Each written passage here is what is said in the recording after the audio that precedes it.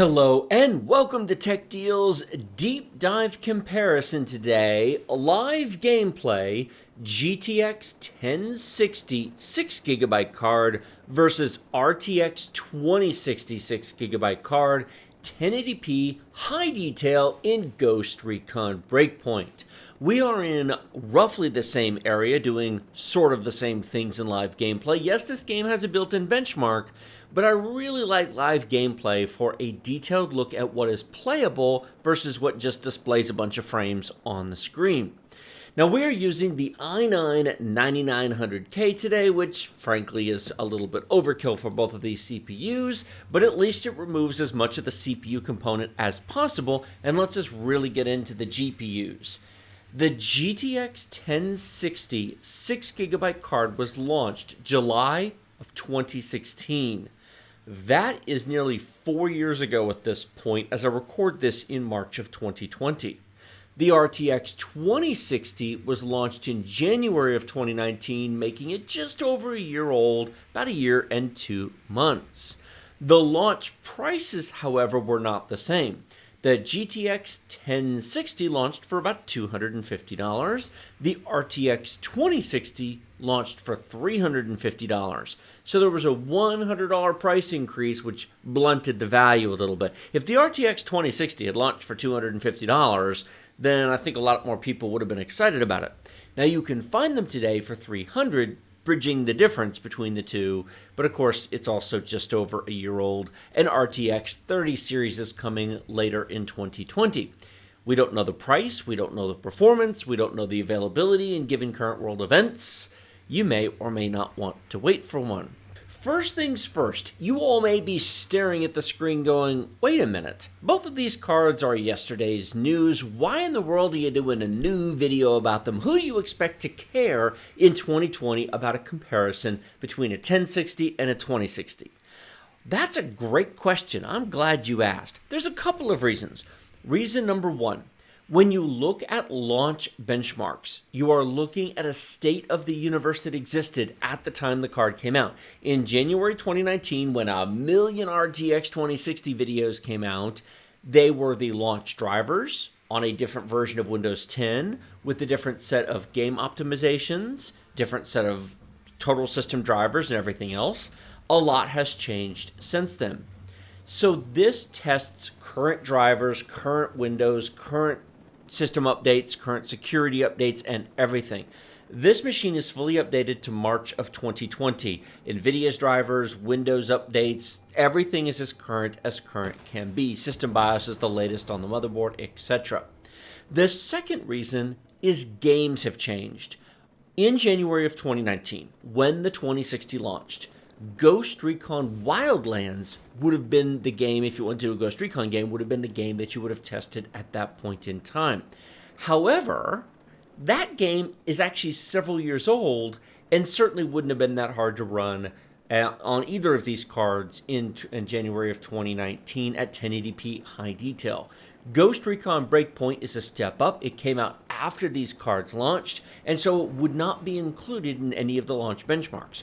Ghost Recon Breakpoint is also more demanding, and it's not quite this generation's Crysis, but it's kind of my benchmark that if any particular system, a CPU GPU combination, runs Ghost Recon Breakpoint in live gameplay well, it'll more or less run anything.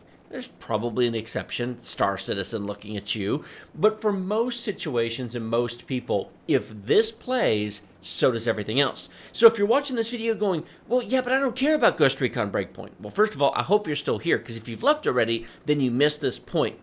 If it's playing this, it'll play anything.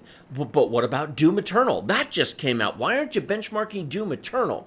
Well, I don't own a copy of Doom Eternal, and buying every game on Earth is expensive. I might at some point, we'll see, but I don't own a copy at the moment. From looking at everybody else's benchmarks, it absolutely will run on either of these cards. In fact, actually, it runs pretty well at 1080p high detail on a 1060. It's not terribly demanding. But what about other games? Jedi Fallen Order just came out last fall. Why don't we see a benchmark on that? Well, it actually came out about the same time Recon did, and Ghost Recon is more demanding. So if it runs this, it'll run Jedi Fallen Order. What about Battlefield 5? It will run that just fine as well. Now, I realize that some of you would prefer your favorite game being compared. In the past, I've done series of these where I play like 15 different games and I did one game per video and I made 15 different videos. I'm not planning on doing that this time around. I might do one or two more, but as of this moment, I don't have any others laid out to do. I'm kind of making this a standalone because I find the first 2 or 3 of these videos do pretty well in a series, and then after that, everybody stops watching them because it's like, yes, we got the point. We know what these 2 cards do. So rather than putting all that time and effort in, I just thought, you know what? I'll go straight to both A, a very demanding game, and B, one of my favorite games. I've got a ton of playtime in this game and have way too much fun. In fact, watch the RTX 2060 on the right-hand side because you're about to see a battle for this particular base that went terribly wrong, and I managed to, spoiler alert, pull it off pretty well, although not in the way you might expect. It certainly was an interesting battle. Both of these are interesting battles. Now, the longer you play, the more you diverge in location, and do keep in mind that that's going to affect the performance. Bonus, I'm going to show you the built-in benchmark at the end of this video. I probably should have mentioned at the beginning, but I will do that because some people say, but live gameplay doesn't give you an exact one-to-one comparison. No problem. I'm going to do both for you and give you the built-in benchmark as well, so you get to choose. Should I have put it at the beginning? Well, consider it a reward for those of you who actually watch my videos and listen to what I have to say. The average watch time on these things is a relatively small percentage of the total thing, partly because a lot of people don't want to watch 20-minute videos or however long this ends up being, partly because people just get bored of my voice or just they go, oh, okay, I see the numbers on the screen. But you guys can look at the numbers on the screen. You don't need a benchmark chart.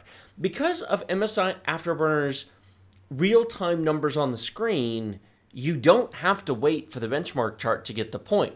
And having said all this, and the fact that we're now 7 minutes and 20 seconds into the video, let's address the numbers on the screen. On the left-hand side, we have the GTX 1060. For those of you curious, this is an EVGA for the win card. Very nice, dual fan card, factory overclocked, etc. You can see it is running at full utilization. We're getting all the use out of the card at 1080p high detail. It's running at a fairly modest 69 degrees Celsius. The fans are barely turning at just over 800 RPM. The EVGA for the wins are very nice. And then we're over 1900 megahertz in clock speed. Not bad. We are using 4.7 gigabytes of VRAM. I'm no longer testing the 3 gigabyte 1060s. I don't want to sit here and talk about it endlessly, but I've done a bunch of videos comparing 3 versus 6 gig cards. And had you bought in 2016 and had you wanted a 3-year lifespan, then the 3 gig card was the way to go because it was $50 cheaper at the time.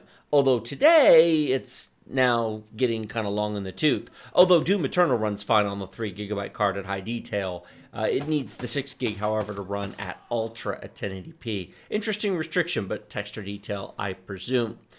Then let's take a look at the CPU. We are currently using between 25 to 30% of the CPU. Now this is an 8-core 16-thread chip, which effectively means we're using 4 cores. And the reason why we're using 4 cores is because the graphics card is not powerful enough to need more than that. The CPU is sitting around going, I'm ready to feed you a frame. I've generated the world. Here you go. Are you ready for a frame? Hey GPU, I've got a frame. I'm ready. The world's ready. You're not. Why aren't you ready, man? I got a frame. And the CPU is kind of sitting around going, I'm ready to draw the world. And the graphics card's not ready. This is an important point. Your CPU and or your GPU can be a bottleneck at times. Your CPU has to make the world. Your CPU is where all of the internal wireframes and collision detection and AI work and all of the world environment activities occur. Your graphics card isn't doing any of that. Your CPU is doing that. Once the CPU has decided what's going to be in the world, then it passes that off to your graphics card, and then your graphics card goes, great, let me make it pretty for you. And then, of course, it then draws the actual frames. And so on the left-hand side, the CPU is certainly capable of using more than 4 cores. Ghost Recon Breakpoint will absolutely use 8 cores. I've shown this in previous videos. Throw an RTX 2080 Ti on there, and you can certainly... Oh, the helicopter on the right crashed. All the drones collided at once. In fact, if you want to watch that back, go back a minute and watch the right-hand side because that battle with the drones was hilarious. But I'll let you watch that separately if you're interested. CPU temperatures are, of course, no big deal. Notice that we are at, 51, 55 degrees C on the left-hand side, but we're only using 4 of the cores. So it's not, even at 5 gigahertz, it's not overly stressed, and the power consumption is fine. VRAM use isn't too bad. This game's not nearly as bad as, say, the Division 2 is, which, interestingly enough, uses a lot more main system, I said VRAM, main system RAM than this does. This is using just under 8 gigabytes. And then it comes to performance. Now, I've altered the way that I show the real-time performance numbers in these videos. The line with the white numbers is one of, but not the most important thing for you to look at. It's all important. But the white line is where your real-time frame rates are going to show up from this point forward. I'm no longer putting a number representation for the frame times because it's in the graph. So why make it longer and block more of the screen off? We are currently averaging 72 frames per second on the 1060. The leftmost number is the real-time frame rate. The second to leftmost number is the running average. And that number changed a lot at the beginning of the video, and it's slowly been getting steadier and steadier and steadier because as there's a larger sample size to work with, then MSI Afterburner averages out everything you've done so far. It's a rolling average, effectively, of everything that we've done. And so it's not going to move as much the longer the game goes on. The second to the right number is the rolling, average is the wrong term, I guess, but the rolling 1% low. And then the rightmost number is the 0.1% low. So it goes real time, then average, then 1%, then 0.1%. And then by the time we get to the actual benchmark, those are the numbers that you put into the chart. So if you're sitting here watching this going, yeah, but I don't want to watch 20 minutes of video, except you've already watched 12, then what can I expect? One benefit of these kind of videos is you can hop into it, you can scroll around, and you can see the numbers right on the screen. You don't need to wait for some chart, which just gives you a number and it doesn't mean anything. You can see the results right on the screen. Now, what I've also done is instead of having the graph from MSI Afterburner be the frame rate, which I've done in the past, the graph is frame time, so you can see the smoothness and stability. Now, that's not as important here because it's very, very smooth because of the i9 9900K at 5 gigahertz, although an i7 8700K would do the same thing. A Ryzen 5 3600X would do the same thing. Don't think I'm ragging on AMD there. 6 cores and 12 threads would be ideal for this game. 4 cores, 8 threads is fine, but 6 cores, 12 threads, certainly with these graphics cards, would be ideal. Now, one comment that a number of people are going to make is that a GTX 1060 6GB card is a bit thin for an i9 9900K. It is worth noting that an i7 7700K, which would be more likely to what you'd have that graphics card installed on, would be very, very similar in terms of average performance. Though the 1% low and the 0.1% low would be worse. And the reason they'd be worse is because every time you see it go above 25%, you'd be dipping into hyperthreading on a 7700K, whereas on this, we're just using all real cores. The hyperthreading is completely irrelevant for that graphics card because of its frame rate. It's also worth noting that that graphics card, being nearly 4 years old, is still producing in excess of 60 frames per second at 1080p high detail in a brand new open world AAA game that is, shall we say, not the most optimized thing on earth. There's worse, Assassin's Creed Odyssey looking at you, but it certainly is demanding, and it's not as good as Wildlands was. It's not as good as the Division 2 is. The Division 2 is more forgiving of the hardware you're running on. This is fine until it runs into a performance wall, and then it falls completely to pieces, as I've discovered as I've benchmarked it on various machines. Now, we've talked about the 1060 long enough. Let's move over to the right-hand side of the screen. RTX 2060. We are using all of the graphics card. It's, well, not 97%, but it's 95%. It's pretty stable there. So we're using all of the graphics card over there. 57C, that is running nice and cool. However, this is a very, very nice card. The RTX 2060 I'm using here is the Asus ROG Strix, which is overkill, let's just say. The cooler that comes on it keeps it down at 57C. Notice the fan speed's higher than the EVGA. It's silent though. I mean, the ASUS ROG Strix cards are just wonderful. They're so quiet. Clock speed's nice at 1965. They're not stock like NVIDIA stock. I haven't changed the clock speeds. This is the card's auto-boosting performance. I just put them in the machine and run them. I'm not using the Afterburner to change the graphics card's clock speeds. There's no offset or anything like this. So this is what an ASUS ROG Strix RTX 2060 auto-boost to on its own. You can see the VRAM there is a little bit less use than on the left-hand side. And then we're using a bit more on the CPU. Now, at any point in time here, you can't just look at it and say, oh, at that frame, the right-hand side is using 35% and the left-hand side is using 25%, because different stuff is going on. You kind of got to watch it for a minute. You got to look back and forth and back and forth and go, okay, that one's trending about 35 to 40. The left-hand side's trending about 25 to 30. So the right-hand side's using about 10%, maybe 15% more CPU. Higher frame rates, as a general rule, require both more graphics card and more CPU. And whether that more CPU is clock speed or instructions per clock cycle, or whether that more CPU is more cores, depends upon the game, how it's written, how old it is, etc. But as a general rule, higher frame rates need more CPU and more GPU.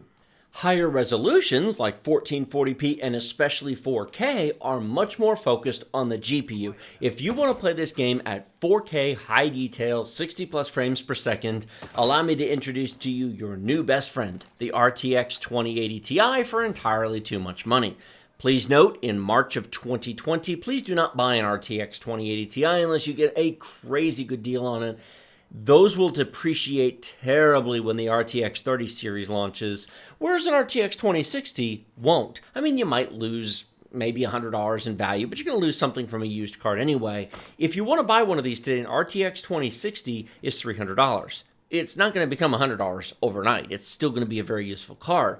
Whereas the $1,100 and $1,200 RTX 2080 Ti's may very well lose half their value a year from now, and that's a pretty big pill to swallow if you care about value for the money. So if you were going to buy one, a year ago was the time to buy one. That ship has sort of sailed, in my personal opinion. Coming back to the performance numbers here, I'd like to draw your attention back to the right-hand side of the screen. We are currently running an average of 122 frames per second. The 1% low is 95 and the 0.1% low is 84. Compare that to the 1% and 0.1% low on the 1060. We are under 60 frames per second on the 1% low at 55 on the 1060 versus 95 on the 2060. Now, this is not double the performance, but it's close. And the fact that it's this large of a performance delta in a challenging game like this does demonstrate that over time, the newer cards do get better. To be completely blunt, the 10 series cards are probably no longer getting any serious performance optimizations. The drivers are mature, game development for them is mature, the architecture is understood. The major driver improvements, the major system updates, the major development work is long since done. In fact, because the 2060 has been out for long enough now, we're probably starting to see the tail end of serious development, because now the developers and, of course, NVIDIA themselves are working on the 30 series, and going forward, that's going to have the development. So if you go back and look at the launch, you may actually see that these two cards were closer together, and they're actually growing in gap over time because the new card has development to a greater extent than the old card does. And of course, as textures get larger and game development gets bigger and the worlds get bigger, keep in mind, faster VRAM, faster internal bus speeds, more optimized architecture allows larger textures and larger world designs to run faster, whereas the old card starts to struggle because, of course, the GTX 1060 has GDDR5. The RTX 2060 has GDDR6, so the VRAM is much faster, beyond just the compute performance. And that doesn't matter as much at launch as it does a year or two later when games start to take advantage of it. Something to think about. Moving right along to the first chart, I have a bunch to show you. 71 frames per second average on the 1060 versus 119 on the 2060. There's two different ways you can look at this. A nearly 4-year-old mid-range graphics card still plays the latest AAA games 1080p high detail, no problem. Same thing with the 1% and 0.1% low, it really was fine. Part of that's the CPU and the clock speed to some extent, but as I said, honestly, a 1060 on an i7 7700K would have been very close to this with slightly lower 1% and 0.1% lows. Now, the other way you can look at it is, wow, look at the improvement of an RTX 2060. That's not just 10% or 20% faster. Well, it's not double, but I'll show you a percentage difference chart here in a second, but it is way faster. There's another way to look at it, which is dollar cost per frame per second. How much are you paying for this performance? And I've got 4 different numbers for you. On the left-hand side of the chart are current prices, and on the right-hand side of the chart are launch prices. Let's start off with launch prices first. In 2016, the 1060 launched for $250. The 2060 launched for $350 in the beginning of 2019. But taking those launch prices, we have $3.52 per frame per second on the 1060 versus $2.94 per frame per second on the 2060. The 2060 is actually less expensive per frame per second, even though it's $100 more expensive to buy. Now, that's in this game at this resolution in this scenario. Test 20 different games on 20 different CPUs, and obviously these numbers will move. But how many of you prior to seeing this chart would have actually said the 2060 was cheaper than the 1060? I doubt very many. This actually surprised me, to be honest with you. Let's look at current prices. Right now on eBay, you can buy a decent 1060 6GB card with shipping for about $140. This number varies over time, but at the moment in March 2020, it's about $140. The 2060 is currently $300 brand new.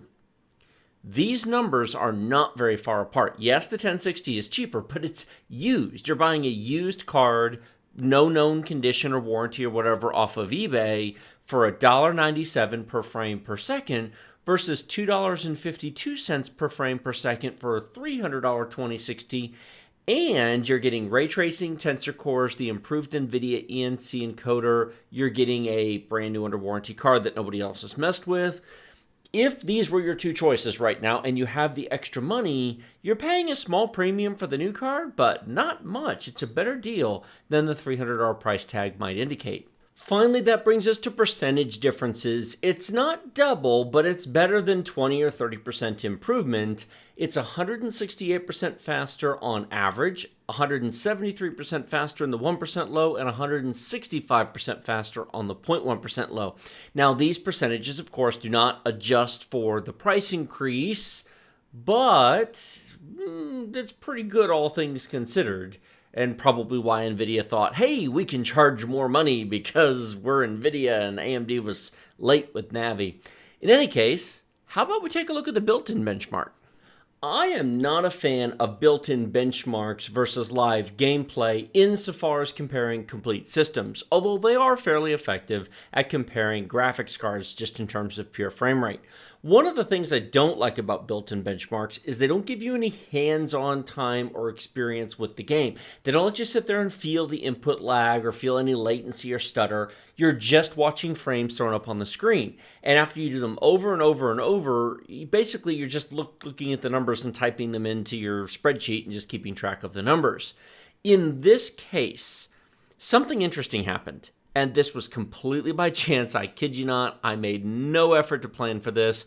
And if you watched all that live gameplay, frankly, it wouldn't have been possible to plan for this. But the RTX 2060 had the exact same average 1% low and 0.1% low in the built-in benchmarks and in 25 plus minutes of live gameplay. I don't know how in the world that happened. The odds of that have to be crazy. I should go out and buy a lottery ticket. The GTX 1060 did not. It actually did better in the built-in benchmark than it did in live gameplay. I'll show you that chart here in a second. And this is the challenge. You don't buy games to run built-in benchmarks. You buy games to play games. And so I want to show you the actual game because the CPU usage and memory usage and the 1% lows are often different. Take a look at the CPU usage on the 1060 right now. It's lower than it was in live gameplay, but the frame rate is higher. Let me say that again for anybody who missed it. The CPU usage in the built-in benchmark on the 1060 is lower than it was in live gameplay, but the frame rate is higher. Now, if all we care about is a graphics card comparison, this might not matter all that much. But if you want to know how much CPU you need, oh boy, does it matter indeed. And if you're trying to pick CPUs based upon benchmarks, you need to know A, was this live gameplay or built-in benchmark, and B, what part of the game was benchmark. CPU benchmarks you've really got to be careful with because so much affects them. What else is running? Is it a clean test bench? Was it an open area? Was it the same area? Was it a single player, multiplayer? Many games benchmark. Battlefield 5 is a good example. Battlefield 5 benchmarks very differently whether you're doing the single player game or the multiplayer. 80 frames per second average on the 1060 here. The 2060 numbers didn't change. That is 9 frames per second higher. Notice the 1% and 0.1% low, they're both above 60. So if all you saw was this chart, you might have a very different opinion of this card versus 71 and then down in the 50s when you actually have live gameplay. Now, obviously, I could go play the game again in live gameplay and get different numbers, but you saw an extended benchmark with a ton of areas that I was fighting in and engaging in combat, and I think it is a fair representation of what you can really expect in this game on that card, at least with this CPU. I have a bonus for you. I'm going to let this run while I do my normal outro. This is a GTX 1660 Super. I don't have a chart for you, sorry, but you can see the numbers on the screen as it runs. Like this video if you like it. Share it with your friends if you love it. Remember to subscribe to the channel with the big, huge red button directly below. Questions, comments, thoughts, feedback, suggestions, you know where that comment section is. Let me know what you thought of this. This is a 30-minute video. I didn't plan for it to be a 30-minute video, but it is a deep, deep dive with a lot of thoughts into this topic, and I hope it was helpful, informative, useful, interesting, entertaining for many of you. If you like this content and you want to see more of it with different graphics cards, perhaps Navi versus RX 580, if you want to see more CPU comparisons, please help me out by sharing this video. Share it on social media, share it on Reddit, share it with your friends. The more attention content like this gets with comparisons and deep dives and the multiple charts that I made, then the more of these that I will make. And it is certainly greatly, greatly appreciated. And frankly, watching, liking, commenting, subscribing, and sharing is a wonderful means to support the channel if you do like this content. Thank you very much for that.